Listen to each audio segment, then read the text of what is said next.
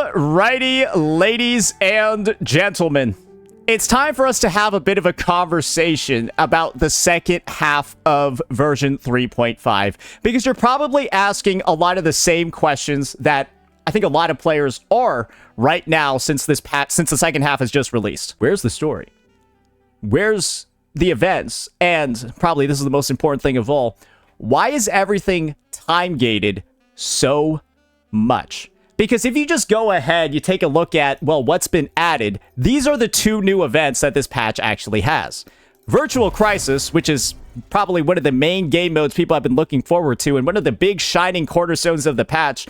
I think that this is meant to be the sort of like flagship one of this version that carries a lot of people through.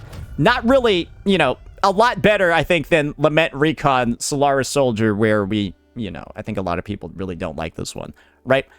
This one is one of the new events, but then we've also got this, the web event, In Search of Lost Jade. But this is the experience of playing both of these events, or playing both of these new bits of content, the only new content on day one. You go in, right? Blah, blah, blah. It's like Flappy Bird, right? I've already actually done it. It took me about, well, you can watch on my VOD, it took me about like 2 minutes, I think, to do all of the existing levels. And then you're only able to do 2, and then the third one's locked. I actually don't know when it unlocks. I guess I'll just have to check in tomorrow. Maybe it will unlock. But like, yeah, you have 2 Flappy Bird events, and let me just show you how long one takes to do. Yeah. Let me just show you how long one takes to do. Because like, yeah, maybe that's where the replayability is, right?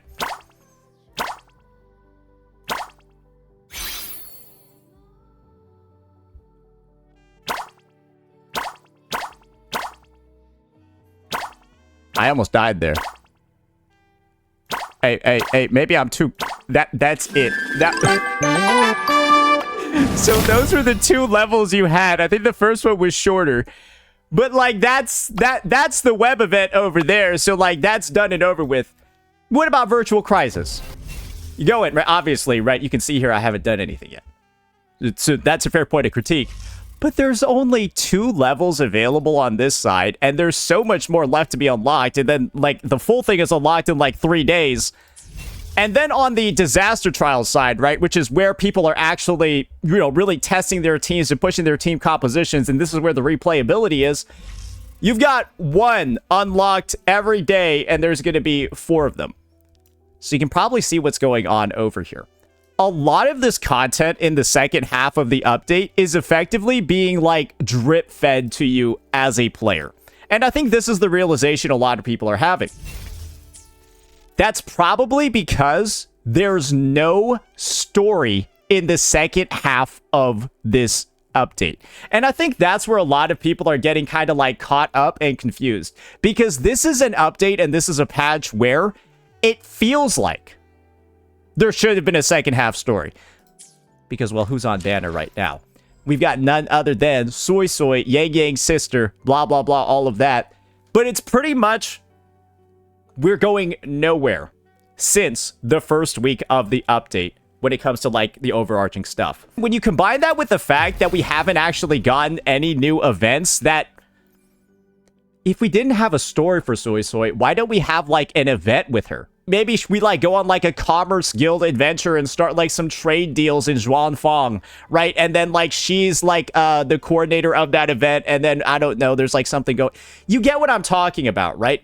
It feels like we needed Soy Soy somewhere in the second half, but she just shows up in her banner.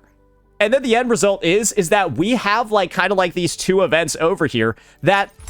Well, this one obviously could have just dropped at any point in the Mengzhou patch because it's just a goofy web event. And then this one could have dropped at any point because it's not even related to Mengzhou. You could have had Soy Soy be in the Lolo event or something, right? I don't fucking know. Just some sort of involvement from her. But there's just not really anything, right? And this is my personal take after all of this. This sounds like a bit of like a scheduling mishap. And I think one of the big reasons for this scheduling mishap is this, guys. It's this one. Are you ready for it? The story. But today, we're not going to be doing things like critiquing the overall, like, content of the story, the pacing, blah, blah, blah, any of that. We're simply going to be critiquing the ordering that Kuro did for this entire 5-hour, potentially 6-hour quest, right? Depending on how long you took in dialogue and so on and so forth in exploration. That was a really long quest. One of the longest quests that we've actually had in recent memory of the game. And after reviewing it, seeing how the story has played out, how it's been received, I feel like this would have actually been a better way to go about it. We all know that one of, like, the pivotal moments, right? One of the pivotal moments of Act 2 is when Rover goes back, goes to, like, save Yang Yang, right? Reunites with her, and then they fight this boss. Rover unlocks the power of Electro, right? And then they unlock this power of Electro through a pretty aura-looking cutscene. We'll just revisit this real fast. What do they get? That little token, right? From Scene. That Soy Soy helps facilitate. This was never meant for you to wield. And that's when they get it, right? And this is my personal take. This entire segment where Soy Soy is negotiating with Scene, right? This feels like it could have actually been saved for the second half of the version. I think this entire sequence, we could have simply been left in the dark as players for how Rover got the power-up. And then we find out in an after story, this is what Soy Soy was up to the whole time. It would have been like Chu Yan in version 2.7, where Chu Yan basically kind of like retraces Rover's footsteps.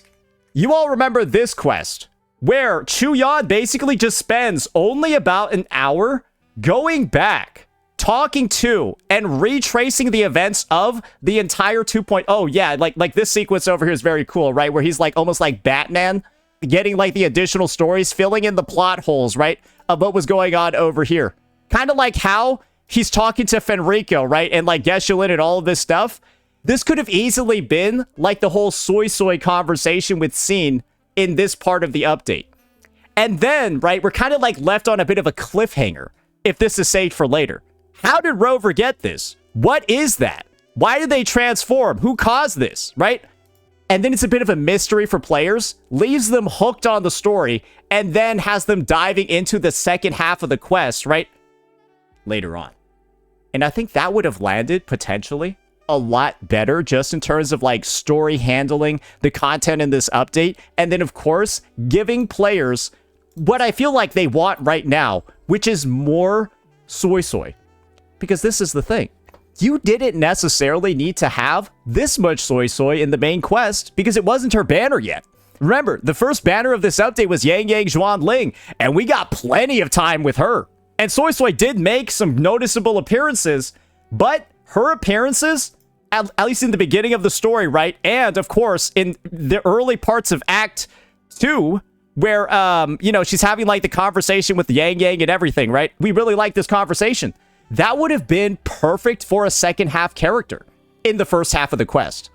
Her exposure in the story was already enough for a second half unit. She fulfilled a similar role, at least to me, that Yuno did in version 2.6, even if you cut out her entire quest line with Scene. That entire 1 hour quest line over here.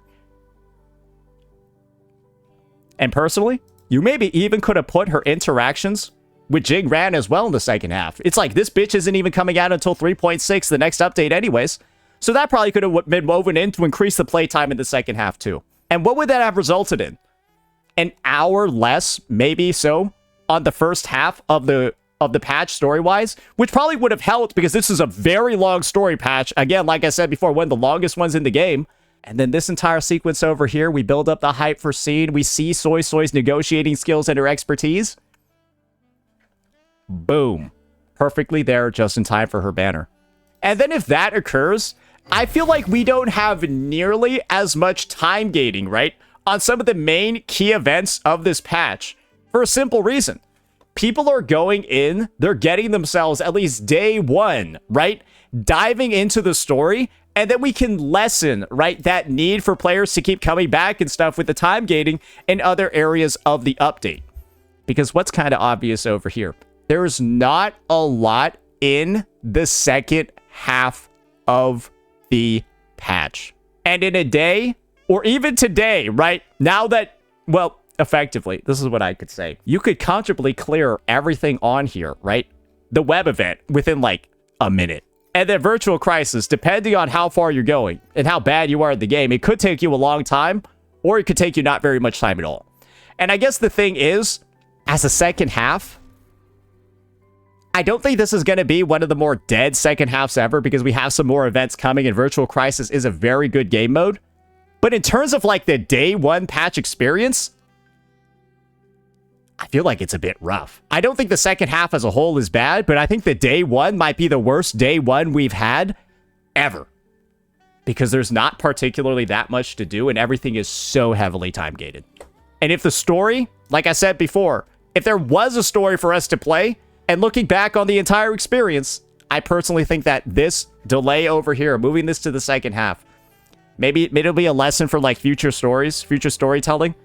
I think they did it better in 2.7, and I think there are definitely some learning lessons from Kuro Games when it comes to this one. Let me know what you all thought. Peace out.